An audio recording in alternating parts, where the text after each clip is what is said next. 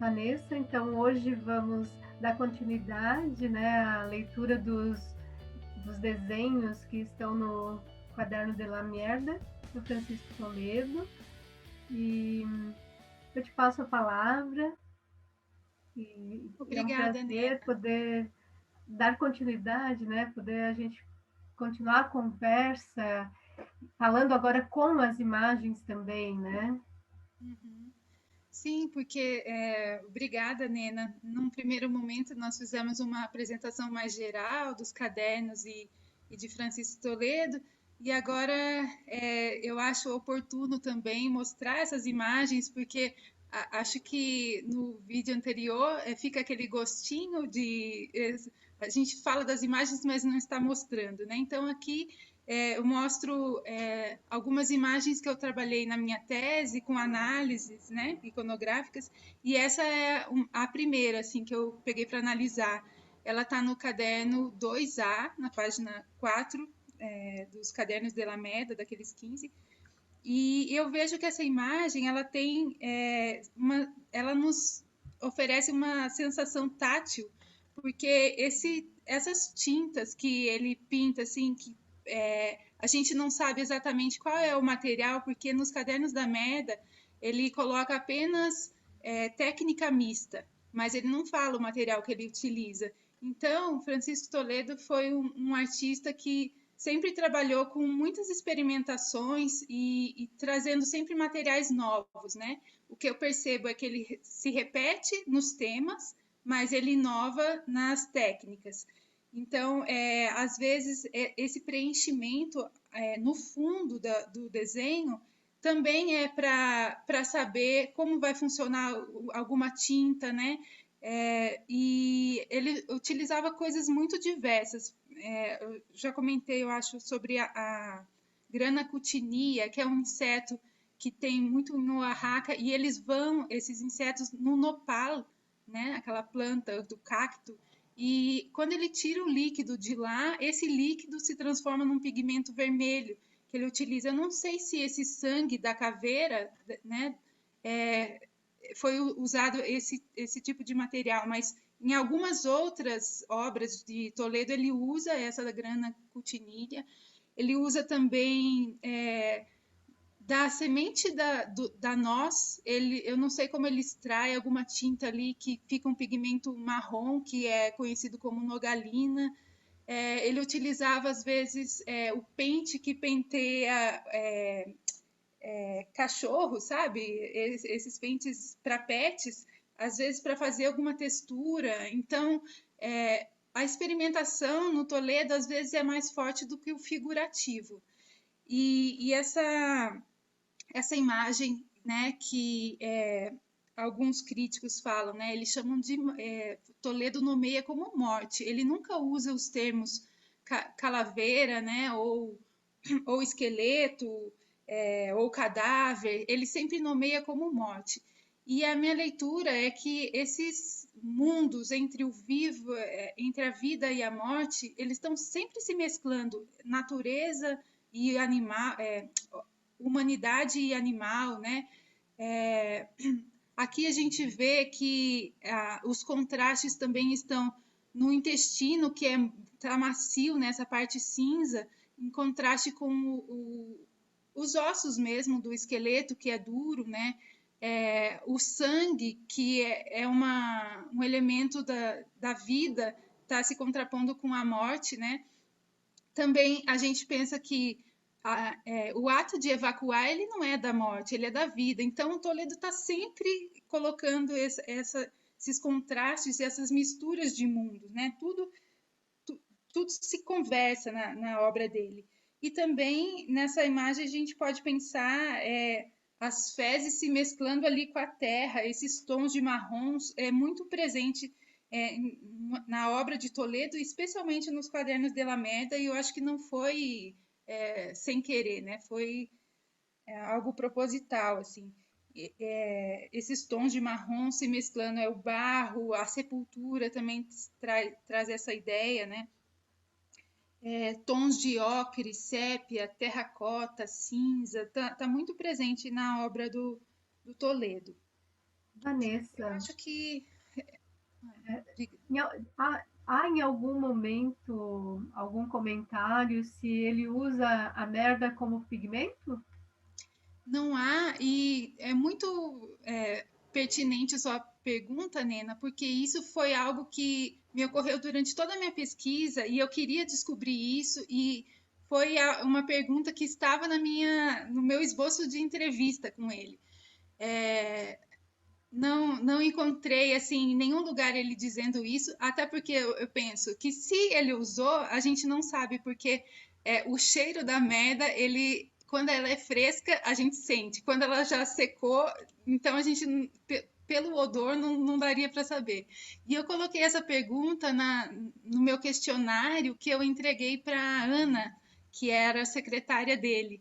E ela falava: Vanessa, eu vou tentar entregar essa entrevista para ele, mas ele é um sujeito reservado, que ele está trabalhando muito, sempre numa desculpa, assim, mas eu sei que da personalidade, era da personalidade dele, né?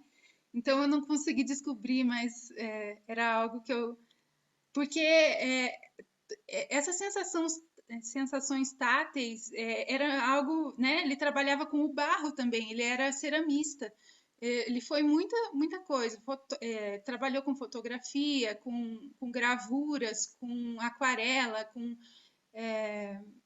com tecelagem, sabe? Então, eu acho que a coisa manual está muito presente e não seria nada de outro mundo se ele tivesse experimentado com a Meda. Posso passar para... Sim, sim. Ah, essa já não é outra imagem de Francisco Toledo, mas é só para dizer que a Catrina, né, de Guadalupe Posada, que é uma gravura muito conhecida no México, de 1910, é algo que os mexicanos eles sempre estão reforçando, como aqui tem as tradições de los Dias de los Muertos, então é muito presente os artistas trabalharem com esse tema. Mas, particularmente, a minha leitura assim, de Francisco Toledo, não é porque ele era mexicano que ele trabalhava com o tema da morte, mas por esses contrastes entre o mundo dos vivos e o mundo dos mortos, o animal e o humano, né? Eu também quero falar um pouquinho mais detalhado sobre humano e animal em breve, mas só para mostrar assim que desde muito tempo já se trabalha a morte nas obras mexicanas, mas que eu acho que o Francisco Toledo vai por um outro viés, assim, ele não está preocupado com as comemorações e festividades, é uma outra busca, né? A obra do Toledo ele vai por outro viés, assim, essas mesclas de universos, né? Eu trabalhei também com essa segunda imagem na análise da minha tese, que ela mostra também. Vejam que a repetição, né, dos temas é muito presente. Teve um poeta, o Alberto Blanco, que me falou, e também na compilação de obras de Toledo, eu leio isso nele, falando que para ele tem três chaves de leitura a obra de Toledo, que é o silêncio, né, que eu comentei num outro videozinho, a repetição e a continuidade, as transformações. Então, a repetição é a repetição dos temas. A continuidade é porque de um elemento, de uma figura, às vezes dá forma para outra. A Verônica Volkow, aquela poeta que eu comentei que eu gosto muito do que ela escreve, ela vai falando que Toledo nunca tem um ponto inicial, é sempre uma coisa que vai transformando em outra e se junta em outra. Então, eu vejo que os críticos também eles têm essa visão muito em comum, né, de que Toledo ele tinha continuidades constantes e as coisas se derivavam uma das outras. Tem algumas imagens que por exemplo, uma vaca cagando e sai uma pessoa do cocô, sabe? É sempre uma coisa que já emenda em outra. E essa imagem eu vejo também muito presente, além dos insetos, né, que é um tema muito recorrente nele, as desproporções. Vejam que o tamanho do.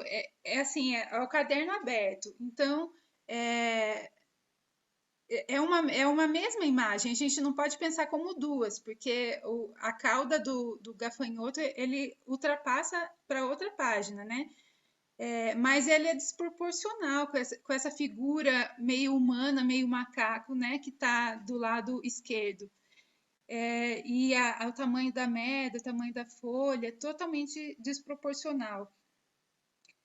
E aí, essa questão dos insetos aparece também numa série Insectário dele, que foi feita em 95 e 96. E vejam que as temporalidades às vezes passam 10 anos, a gente vai ver obras de 36 anos entre uma e outra que são parecidíssimas. Então, a repetição não é algo assim de um curto espaço de tempo, são de décadas, né? Que ele vai repetindo desde que ele começa a sua carreira até a sua morte os mesmos temas. E a questão dessa figura bem emblemática que está do lado esquerdo, né? Que parece humano, às vezes parece um macaco, e está sentado, a gente não sabe também se ele já está cagando, tem uma cabeça embaixo. Então, eu começo a discorrer sobre a questão das máscaras, né? Que Toledo, apesar de ele próprio ser uma pessoa que a gente não sabe se ele usa uma máscara, uma persona, enquanto artista mesmo, porque, como eu comentei no outro vídeo, ele parecia um personagem quando falava com jornalistas, acadêmicos, parecia que encarnava uma outra pessoa. Então a gente não sabe até que ponto isso também mostra um pouco dele, né? Esse monte de rostos assim.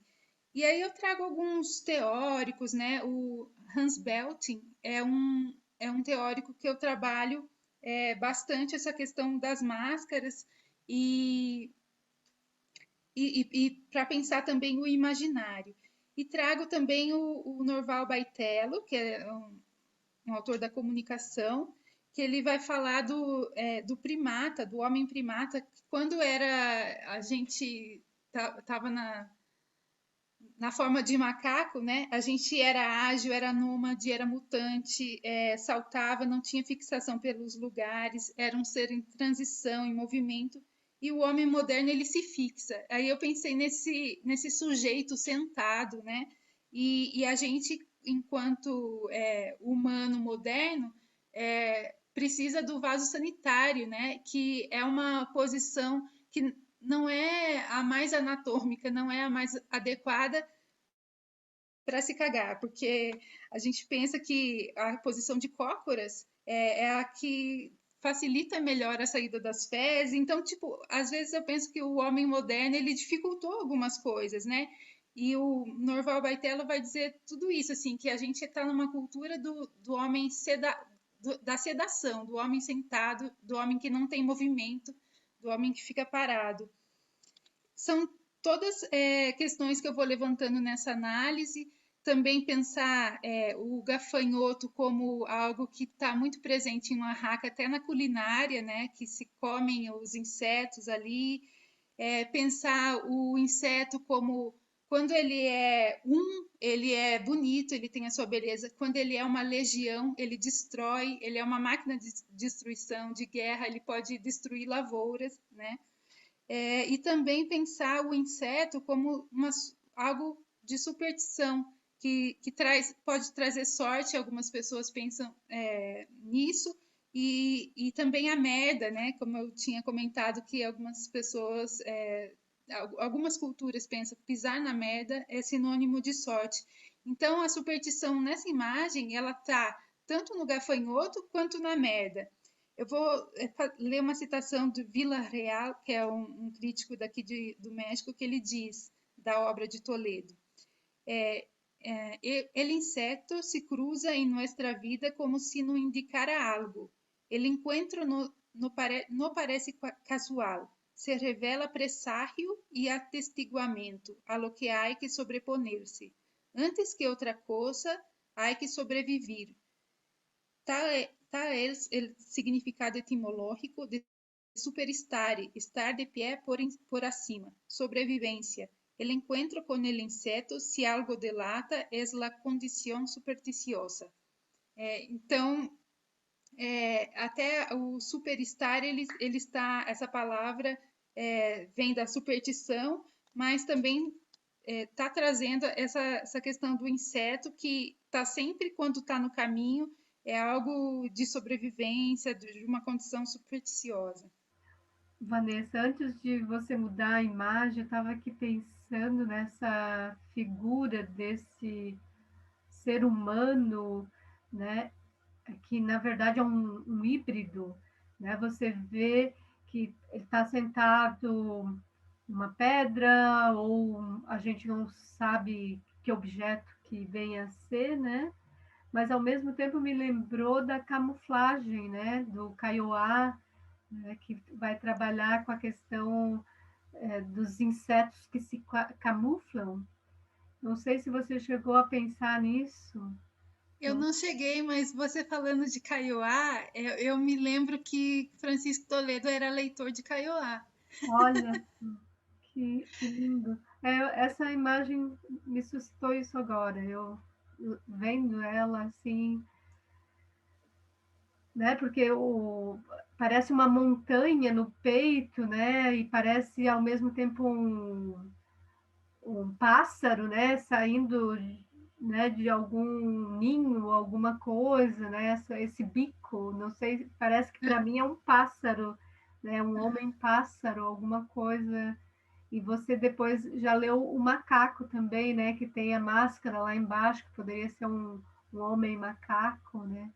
Uhum. Muito interessante. Você Super pode. legal mesmo, porque né, pode ter a ver essa inspiração de Kaiowá, porque ele era leitor. O Mito e o Homem, ele cita. Essa imagem também, quando eu começo a pensar sobre as máscaras, ela tá, ela me vem outras referências assim que encontrei na obra de Toledo.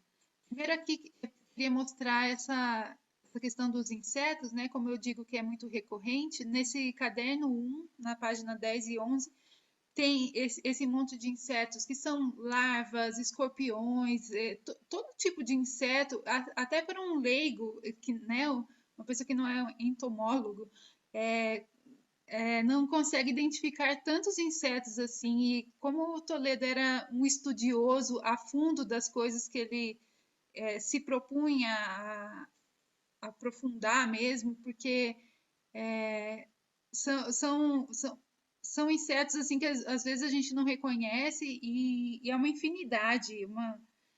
E depois, aqui também esse caderno que é a série Insectários foi feita em 95 e 96, né, para um caderno com 27 imagens, com um caderno de 27 folhas, com 51 desenhos a tinta e a aquarela. Então vejam que se o caderno da Meda foi feito na década de 80, 85, 87, aqui 95, 96, né, que é uma década depois, ainda se repete esses temas dos insetos. E das máscaras, aqui eu mostro também 8 rostos de Elisa, que a Elisa é uma antropóloga aqui mexicana, né? Que ela foi casada com Francisco Toledo, tem filhos com ele, e o que é interessante, assim eu vejo nessa imagem, é que ele coloca legendas, e essas legendas estão escritas em zapoteco. Então, talvez fosse alguma coisa íntima. Eu tentei buscar pessoas que conseguissem ler zapoteco para tentar interpretar o que está escrito, mas eu não encontrei, assim, não tive muito êxito com isso. Mas se a gente pensar que ele está desenhando máscaras e tem alguma coisa mascarada na linguagem também, né? É uma complexidade, assim, de de elementos mascarados aí, né? Tanto na linguagem quanto na pintura dele. algo que estava sempre presente. Esse Hans Belting, por exemplo, ele fala que a máscara é a parte do todo, né? E o corpo do homem é um suporte, é um meio. A máscara ela vai estar ocultando aquilo que está se mostrando. E aí é um jogo entre o visível e o invisível, né? Porque forma uma unidade medial essas máscaras. E até Belting fala de Lacan, porque Lacan fala dos espelhos, né? E pensar espelho como máscara, mas aí Belting fala, mas eu já estou lendo também numa sociedade mais primitiva antes dos espelhos.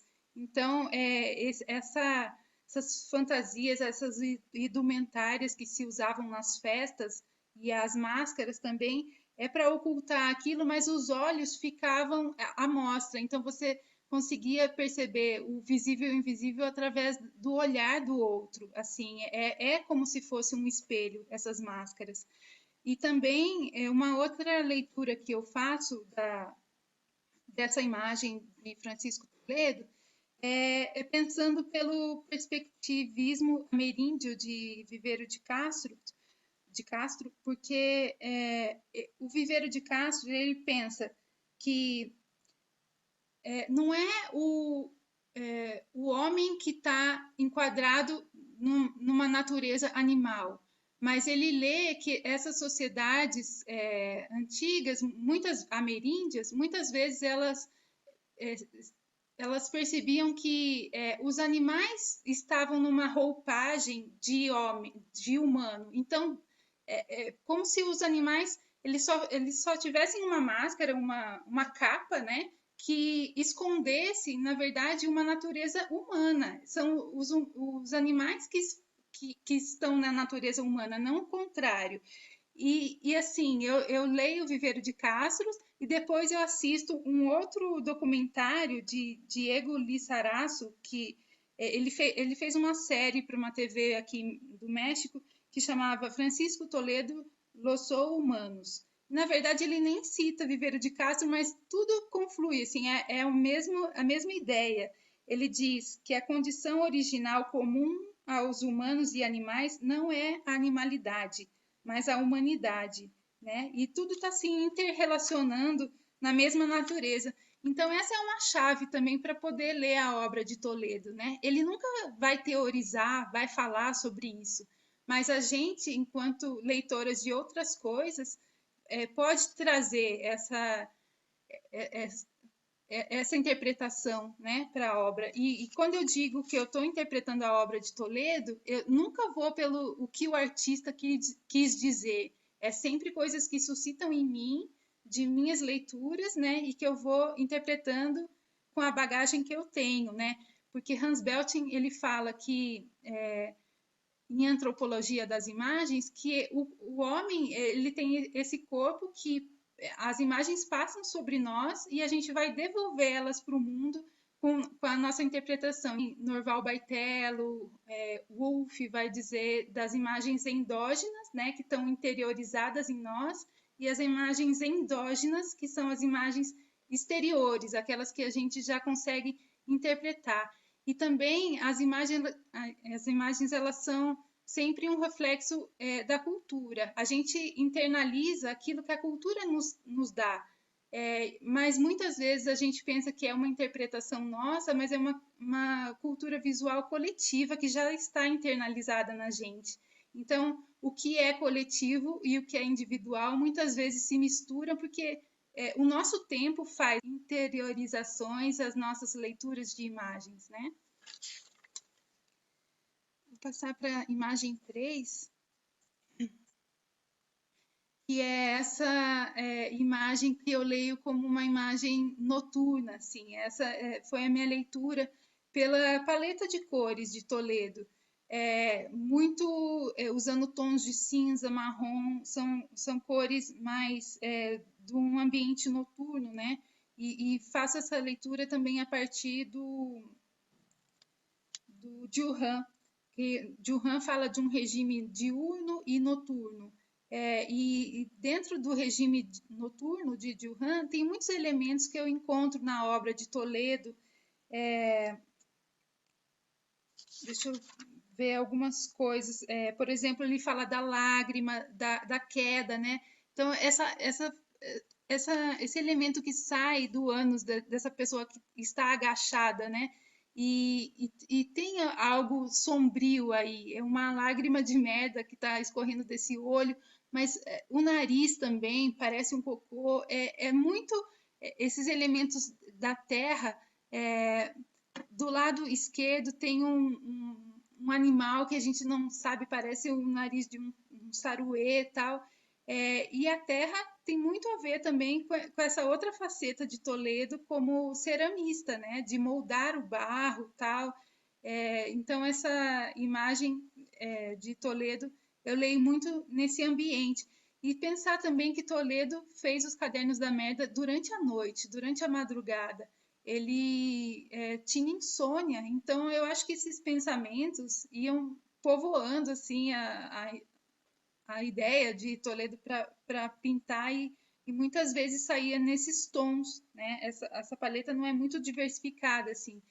Claro, ele tem obras que tem são cores mais vivas, um vermelho, um laranja, mas encontra muito esse tipo de obra. Então, nessa imagem, a outra coisa que eu vejo são essas visões que Didi Uberman fala, visão sobrepujante, que é a vista de cima, né? Que é esse rosto, não sei se humano, mas parece que sim, que está olhando o ser de baixo, amedrontado, e a visão abrangente, que é uma visão que Didi Uberman fala que é de quem se debruça sobre algo.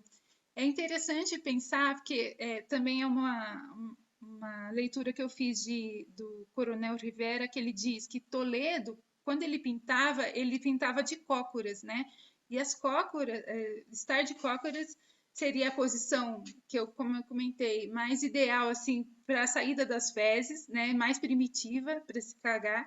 E também eu acho que Toledo tinha uma visão diferenciada quando ele está pintando de cócoras. E aí eu vou fazendo reflexões sobre o tipo de pensamento quando a gente está de cócoras ou debruçado sobre algo, o tipo de pensamento que a gente tem quando está olhando para algo de frente, por exemplo, para a tela do computador. Muitas pessoas, e eu estou inclusa nisso, não conseguem assimilar muito conteúdos quando se lê numa tela de computador reta na sua frente. Se eu leio um PDF, eu consigo assimilar, mas se eu leio um caderno ou um livro que eu estou debruçada sobre ele, o meu pensamento funciona diferente. Então, essa imagem ela me traz muitas reflexões sobre o estar debruçado, sobre o ato de Francisco Toledo. Às vezes ele pintava de cócoras, né? Nunca num cavalete. Ele pintava de cócoras e depois ele levantava, ficava em pé para ter essa visão que o Didi Uberman fala, visão sobrepujante, né? Ver de cima. Me lembra também Flávio de Carvalho, quando ele sobrevoa num avião e ele tem medo, ele vai vendo a cidade lá embaixo e tendo uma outra leitura da cidade. O Flávio de Carvalho era alguém que tinha muito medo de avião, né? Então ele estava em pânico quando ele viajava e sobrevoava cidades como Bahia. Aí ele vai falando desse medo que tomava, mas ao mesmo tempo ele estava encantado assim com essa visão de cima de ver a cidade e ver como que funciona.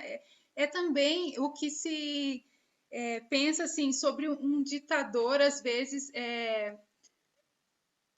quando ele quer falar para um grande público, né? Ele está ali em cima, mas ao mesmo tempo ele pode cair, né? Então todas essas reflexões começaram a vir durante a minha leitura das imagens.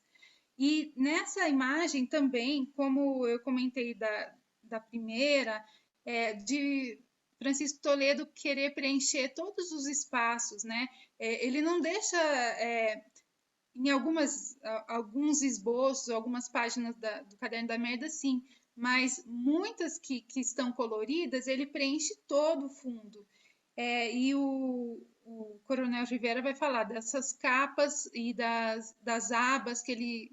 Deixa eu ver aqui Aqui, ó, essas são as capas do Cadernos de la Merda que Francisco Toledo preenchia. Então, tanto nas capas quanto nas contracapas, ele escrevia coisas. Essa imagem da direita, da capa, da contracapa, da parte de dentro, né, na verdade, a gente vê Flor Gardunho, que era uma fotógrafa mexicana, aqui o endereço dela, né, que a gente supõe aqui em San Ángel, e assim, as numerações, tem um caderno que está escrito assim, faltam burros.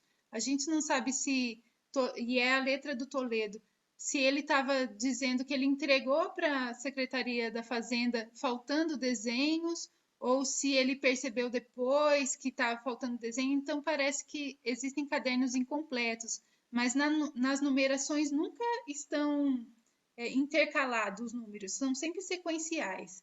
Então, a gente não sabe também se foi a própria Secretaria da Fazenda que numerou, né? Enfim, aqui é só para mostrar como que é por dentro e as anotações que ele fazia nos cadernos. Mas voltando à questão do pensar, eu trouxe essa imagem de Rodin também, porque Rodin, quando esculpiu o pensador, foi para representar Dante também, que se inclinava para observar os círculos do inferno enquanto ele meditava sobre o seu trabalho. Então, essa questão de estar debruçado me suscitou muitas coisas sobre pensamento, memória, né?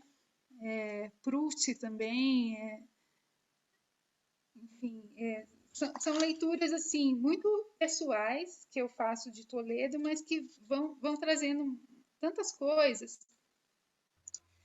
Bom, essa é a terceira imagem. Aí, para minha tese, eu selecionei algumas outras, mas elas vão se repetindo, os temas, né? Do inseto e da morte, que ele nunca chamava de esqueleto. Algumas outras. Essa, por exemplo, vai conversando com essa gravura que está do lado esquerdo.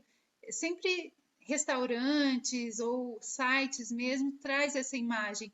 E esse monte de merda são feijões, né? Que é os frijoles, e no México são muito típicos na culinária. O gafanhoto também subindo.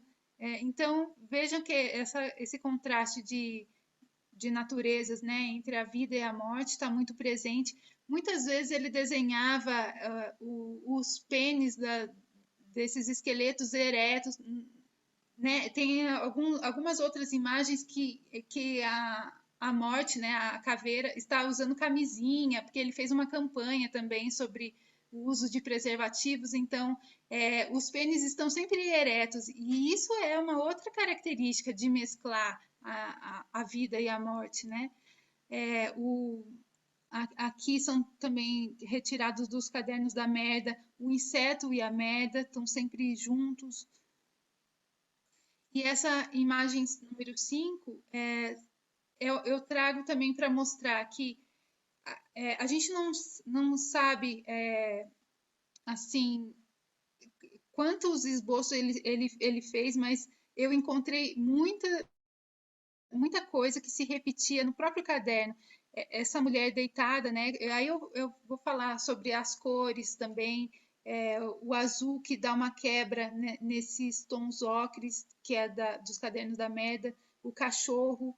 E aí ele, nos cadernos da merda, repete esse esboço que eu imagino que era um primeiro momento. E como a gente não sabe a sequência, o que ele se ele fez numa ordem linear os preenchimentos dos cadernos, mesmo que esses contornos estejam posterior, ele pode ter desenhado aleatório, né? E depois preencheu com cores essa mulher com saltos azul e sapato azul. Mas vejam que essa mesma mulher a gente lembra em outras, olha, aqui são litografia sobre papel, que é de 86, é um ano próximo dos cadernos da merda, né? Essa outra imagem aqui de baixo, La Mano del Perro, é uma xilogravura também de 86. Mas essa outra imagem, ela foi encontrada num jornal, que é uma reportagem que Macário Matos fez. Ele era um poeta de Rutitã, ele já faleceu. Foi amigo de Toledo e aí tinha uma reportagem num jornal de 1978 que se chamava Conceptos Sexuales de los Zapotecas de Hoy. E aí falava dos costumes na região de Oaxaca, mais especificamente em Rutitã, como essa sociedade é muito para frente no seu tempo, no sentido de questões sexuais, de não ter muito tabu com muitas coisas, mas eu coloco na minha análise que, por outro lado, é muito moralista com outras coisas, né? Mas vejam que 78, essa imagem de Toledo no jornal, e depois, do lado direito, Toledo lança esse livro, Francisco Toledo para Adultos, em 2014, que são colagens também de mulheres com animais, principalmente com cachorros. Não só nesse livro, não só com cachorros, mas até o rosto do Toledo aparece em muitas imagens desse livrinho, né? Como se ele fosse um observador, um voyeur. E aí aparece pássaros, zebras, né? São muitos os animais que estão ali, a gente lê, né, essa zoofilia e assim, copulações, mas em outras obras de Toledo, o ato sexual não aparece, ele é apenas sugerido. Nessa do Francisco Toledo para adultos, algumas imagens sim, mas a maioria são sugestões de atos sexuais, eles não estão explícitos. É mais a nudez mesmo que fica como marca, assim, de Francisco Toledo nessas obras. E também essa é a imagem número 6, que eu vejo esse híbrido, né, do animal com o humano. No caso, essa foi a capa de Na Verra História de la Merda, e aqui aparece muito, tanto essa coisa da experimentação que eu falo, que parece que ele quis preencher mesmo e saber que cor que daria. A gente vê tons mais escuros e tons mais claros, como eu estou experimentando dessa impressão, né? Na contracapa foi a contracapa do livro Na Verra História de la Merda, mas também uma imagem que foi retirada dos cadernos. Então, no México, há comunidades que veem essa fusão de homens e animais, né, como o que se chama de nahualismo. E nahualismo é como se, né, no pensamento mesoamericano, o homem fosse concebido como um ser unitário, em que todos eles, quando nascem, possuem um animal que o acompanha durante toda a vida. Às vezes eles podem ter muitos. Os xamãs têm muitos animais que os acompanham, né? Os xamãs não são um pouco especiais em relação a outros que têm apenas um nauau, por exemplo. E esses animais acompanham, por exemplo, se uma águia é o meu acompanhante quando eu nasci, isso significa que eu vou ter uma visão muito boa, porque a águia enxerga bem. Se é um jaguar o meu acompanhante, isso significa que eu vou ter muita força. Então, cada animal, ele me traz uma característica para mim, como humana, que vai me ajudar ou às vezes que vai me atrapalhar na vida, né? E o Francisco Toledo, ele sempre dizia, não tem nada a ver, às vezes as pessoas associam a minha obra com nahualismo, mas eu desenho porque eu gosto, né? Porque eu acho as coisas bonitas e não tem nada a ver. Mas ele foi também convidado para uma exposição que eu li sobre isso, que daí foram vários artistas mexicanos, acho que 14, não, perdão, 8 artistas, e eles todos com essa temática do nahualismo. Então ele participou dessa mostra, mas ele sempre estava frisando que não era o que guiava exatamente o trabalho dele. Então, tem todas essas leituras que podem ser feitas, né? Nenhuma pode ser fechada, mas são interpretações, e como eu digo, interpretações que nós damos sobre a obra de Toledo, não o que ele quis dizer. Muito bem, Vanessa. Já nos encaminhando no finalzinho, estava pensando, né, em alguns momentos na sua tese, você vai falar desse corpo que é representado pelo dentro e pelo fora, né? Então, assim, para fechar essa sua análise, você realmente veio explicando, né? Vem explicando como isso, como esse processo acontece no Toledo, né? E, e para confirmar isso, você depois cita também Bachelard, né? Que vai trabalhar com a questão da imagem que evoca outra imagem, né? Sim. E esse corpo, né? Esse corpo que é híbrido, mas que é o corpo que está sempre em transformação, né? Queira ou não, na sua hibridez ou nessa evocação de imagens, né? De outras leituras, né? Que você está mostrando aqui é que a imagem nos possibilita fazer narrativas, né? Criar outras narrativas. Isso. E isso é muito interessante, né? E a gente vendo esses cadernos, né? Que ele vai criando como um exercício, né? É muito moderno, né? Essa questão de ter esse exercício noturno, né? Eu estava pensando na questão dos surrealistas, né? Que também trabalharam por muito tempo com a questão do sonho, né? E, e assim, tentar escrever o máximo sobre os sonhos e a partir dos sonhos, né? Então, e você fala desses desenhos que são resultado da insônia, né? Uhum. Eu achei muito bacana. Uhum.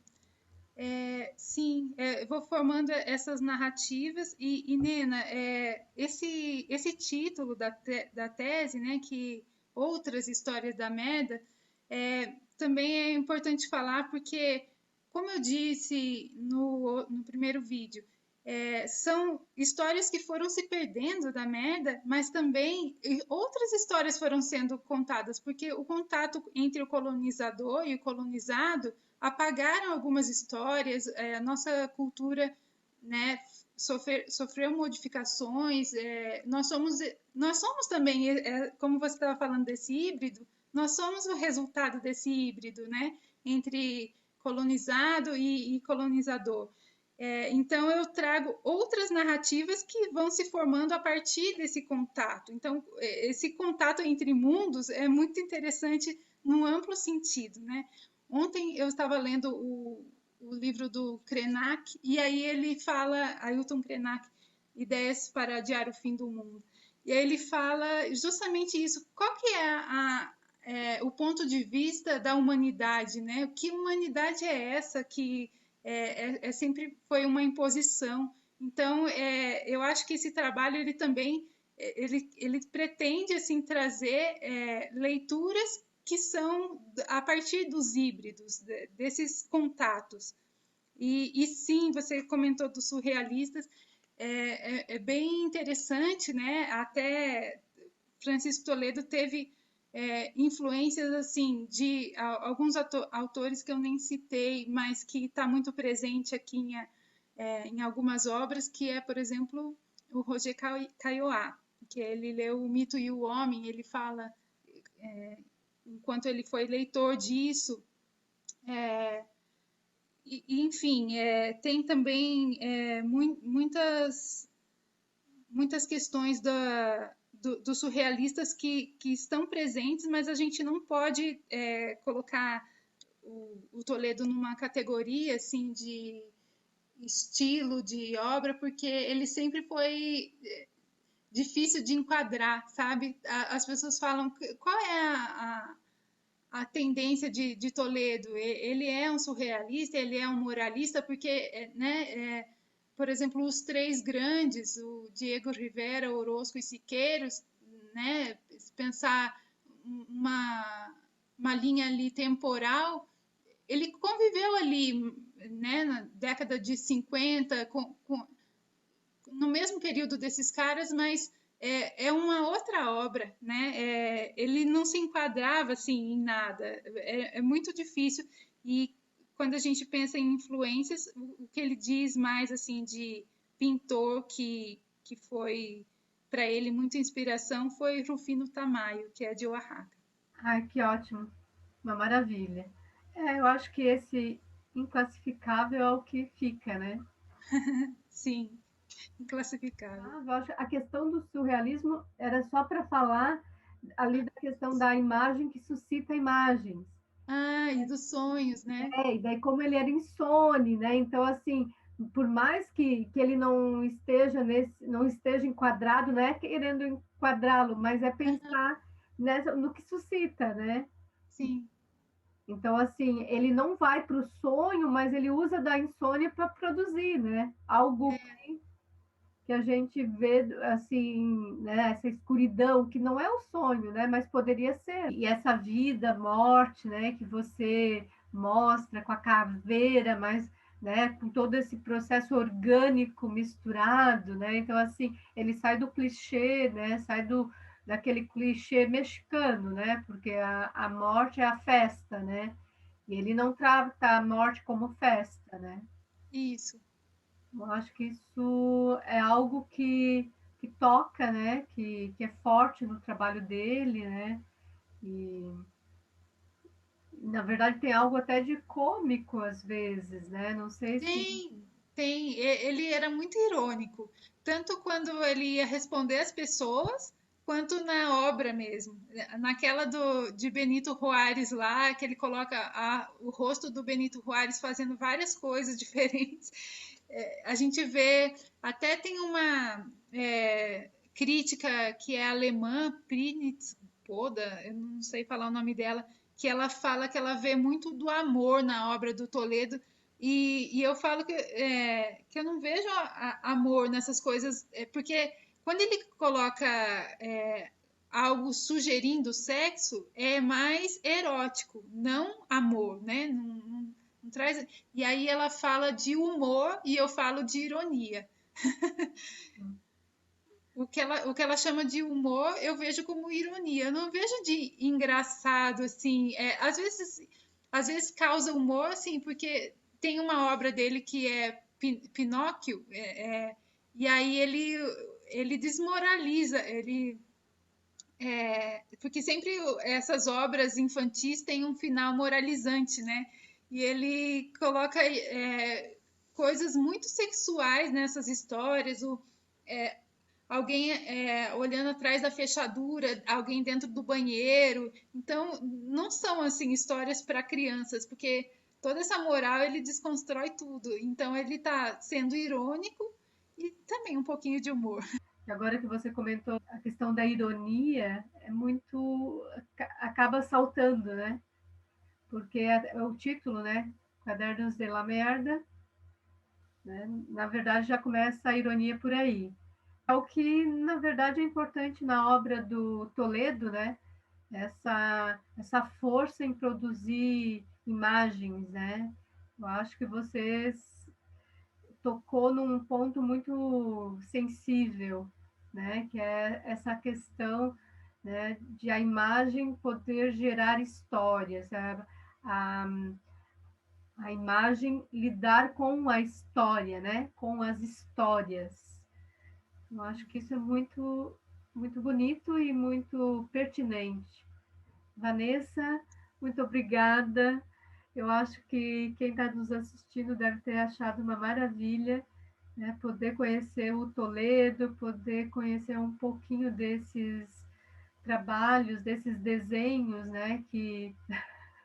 Sim. Então, muito obrigada e um grande abraço. Obrigada, Nena. Eu também sou super grata por isso e até porque eu acho que esse segundo momento de mostrar as imagens, ele vem só complementar algo que suscitou vontades, né, da gente ver, porque falar de Toledo e não mostrar as imagens é como se tivesse um trabalho, uma apresentação incompleta, né, desse sujeito que desde criança sempre pensou por imagens também e desenhava nas paredes da casa a família diz que os presentes que ele queria, dia das datas comemorativas assim, era em museu. Então Toledo sempre, eu acho que ele foi uma pessoa muito especial assim e muito autêntica desde pequeno, né? Te agradeço por essa oportunidade de poder apresentar. No Brasil ele quase não é conhecido, então assim eu me sentia muito impelida a fazer esse trabalho. Obrigada. Mas agora a gente fica com um gostinho de quero mais, né? Porque abrem-se as páginas de uma obra que é enorme, né? Então acho que quem sabe a gente, de agora em diante, a gente fica com um olhar um pouco mais atento, né, para o nome, né, para o Toledo, né, essa figura que é tão importante, né, para essa contemporaneidade mexicana, né? Então, Vanessa, um beijo. Tchau. Beijo, Nena, e para todos. Se você gostou desse vídeo, curta, compartilhe, deixe seu comentário e até breve.